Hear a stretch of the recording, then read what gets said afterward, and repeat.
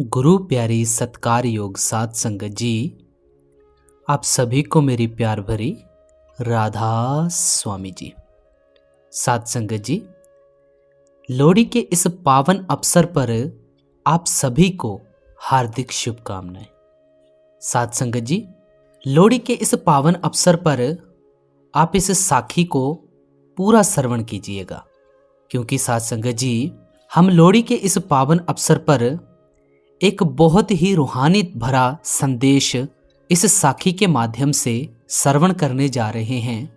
हमें इस शुभ दिहाड़े पर गुरुओं की हिदायत के अनुसार चलना चाहिए और हमें अपनी ज़िंदगी में किस चीज़ की कमी को पूरा करना चाहिए और हमें किस चीज़ को धारण करना चाहिए।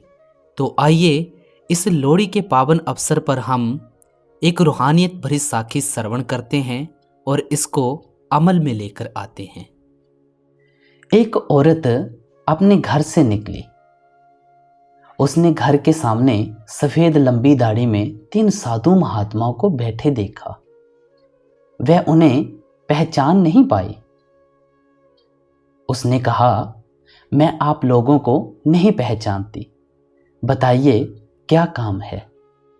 साधुओं ने बोला, बेटी हमें भोजन करना है। स्त्री बोली, ठीक है, कृपया मेरे घर में पधारिए और भोजन ग्रहण कीजिए। साधुओं ने कहा, बेटी क्या तुम्हारा पति घर में है?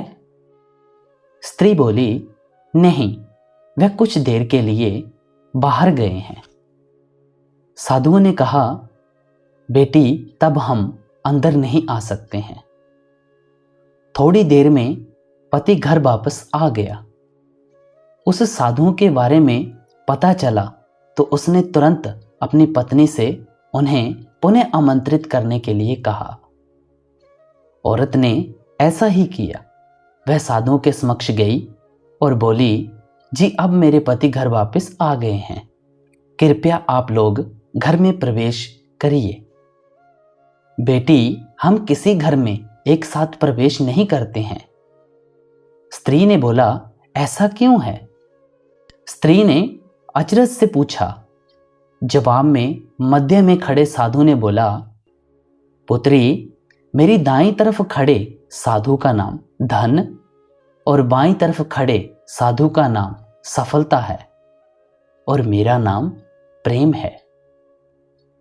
अब जाओ और अपने पति से विचार विमर्श करके बताओ कि तुम हम तीनों में से किसे बुलाना चाहती हो।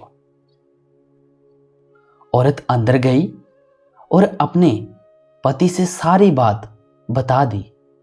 पति बेहद खुश हो गया। वाह, आनंद आ गया, चलो जल्दी से धन को बुला लेते हैं। उसके आने से हमारा घर धन दौलत से भर जाएगा और फिर कभी पैसों की कमी नहीं होगी। औरत बोली, क्यों ना हम सफलता को बुला लें? उसके आने से हम जो करेंगे वो सही होगा और हम देखते देखते धन दौलत के मालिक भी बन जाएंगे। पति बोला, तुम्हारी बात भी सही है, पर इसमें मेहनत करनी पड़ेगी। मुझे तो ये लगता है कि धन को ही बुला लेते हैं। थोड़ी देर उनकी बहस चलती रही, पर वो किसी निश्चय पर नहीं पहुंच पाए और अंततः निश्चय किया कि वह साधुओं से ये कहेंगे कि धन और सफलता में जो आना चाहे आ जाए। औरत झट से बाहर गई और उसने ये आग्रह साधुओं के सामने दोहरा दिया। उसकी बात सुनकर साधुओं ने एक दूसरे की तरफ देखा और बिना कुछ कहे घर से दूर जाने लगे।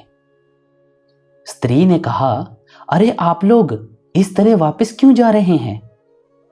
दरअसल हम तीनों साधु इसी तरह द्वार द्वार जाते हैं और हर घर में प्रवेश करने का प्रयास करते हैं। जो व्यक्ति लालच में आकर धन या सफलता को बुलाता है, हम वहां से लौट जाते हैं। और जो अपने घर में प्रेम का वास चाहता है, उसके यहाँ बारी बारी से हम दोनों भी प्रवेश कर जाते हैं। इसलिए इतना याद रखना कि जहाँ प्रेम है वहाँ धन और सफलता की कमी नहीं होती।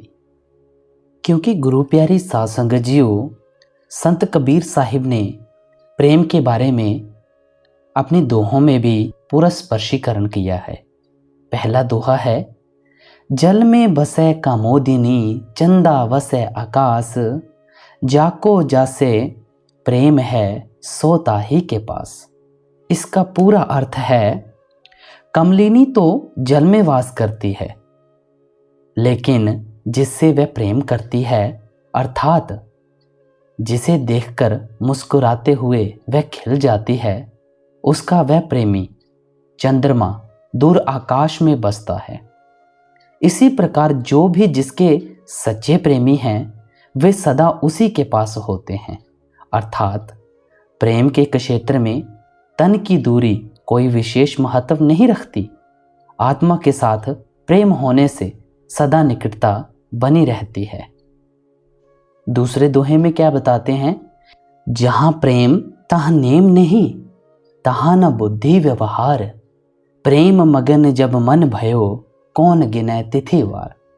इसका अर्थ है, जहाँ पर प्रेम होता है वहाँ किसी प्रकार का नियम, परहेज अथवा बंधन नहीं होता। वहाँ पर लाभ हानि, अपने पराये जैसे विचारों का बुद्धिपूर्वक व्यवहार भी नहीं होता, क्योंकि प्रेम हर परिस्थिति में मुक्त होता है। जब प्रेमी का मन प्रेम से मगन हो जाता है तो उसे कुछ भी ध्यान नहीं रहता। फिर कौन ये हिसाब लगाए कि आज कौन सी तिथि या वार है।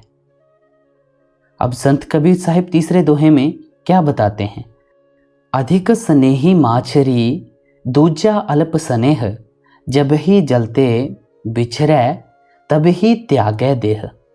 अर्थात जल की सबसे अधिक प्रेमी मछली होती है, उसके सम्मान तो दूसरे प्रेमी कम ही हैं। मछली जैसे ही जल से बिछुड़ती है, तुरंत ही प्राण त्याग देती है। अर्थात मछली की भांति सच्चा प्रेमी भी होता है। दूसरों का प्रेम तो कम होता है या कृत्रिम होता है, परंतु वह प्रेमी तो अपने प्रेमी से बिछुड़कर प्राणहीन हो जाता है।